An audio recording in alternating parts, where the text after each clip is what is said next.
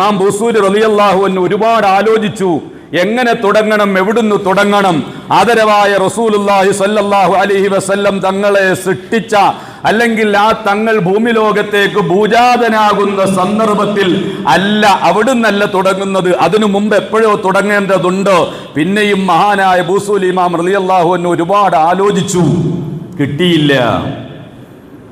എങ്ങനെ തുടങ്ങണം എന്ന് മഹാനവറുകൾ ആകപ്പാട് പ്രയാസത്തിലായി. ആദരവായ റസൂലുള്ളാഹി സ്വല്ലല്ലാഹു അലൈഹി വസല്ലം തങ്ങളുടെ ആ ചരിത്രങ്ങൾ ഇങ്ങനെ ആലോചിച്ച് ഒരു എത്തും പിടിയും കിട്ടുന്നില്ല. പെട്ടെന്ന് മഹാനവറുകൾ കരഞ്ഞുപോയി.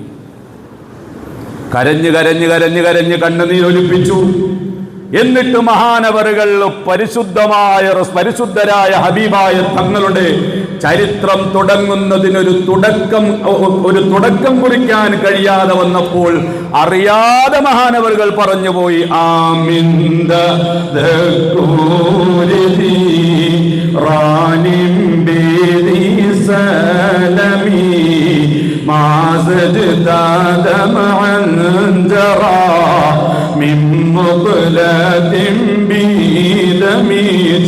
മൗലായ സ്വല്ലി വസല്ലിം ദായിമൻ അബദാ അലാ ഹബീബിക ഖൈറിൽ ഖൽഖി കുല്ലിഹിം.